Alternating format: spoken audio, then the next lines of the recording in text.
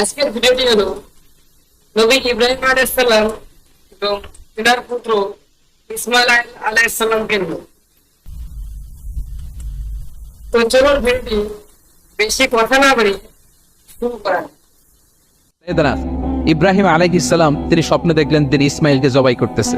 এটা দেখেই ডিরেক্টলি জবাই করতে উদ্যত হলেন না, তিনি ছেলেকে বললেন ফানজুর মাযা তারা ইন্নী রাআইতু ফিল মানামি আন্নী আযবাহু।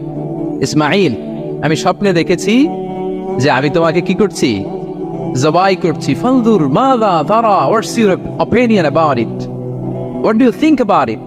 এবার বলো তোমার অপিনিয়ন কি, তুমি কি ভাবছো? আমি দেখেছি তোমাকে জবাই করছি, তোমার অপিনিয়ন বলো। দেখেন, যেমন বাবা তেমন ছেলে, বাপ কা বেটা সিপাহী কা ঘোড়া কুছ না হতো থোড়া থোড়া, সুবহানাল্লাহ বিহামদি। যেমন বাবা তেমন ছেলে। ছেলে বলে ইয়া আবাতি ফাআল মা তুমার, বাবা আপনি যা দেখেছেন তাই করেন।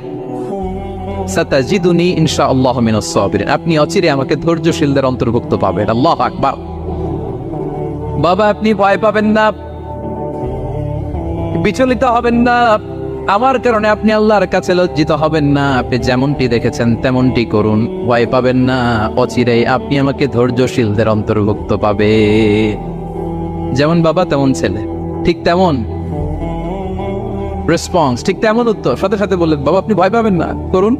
তো দেখেন, আল্লাহর নবী ইব্রাহিম আলাইহিস সালাম স্বপ্নে যেটা দেখেছেন আল্লাহর পক্ষ থেকে এসেছে। চাইলেই তো ছুরি চালাতে পারতেন, চালিয়েছেন। কি করছেন?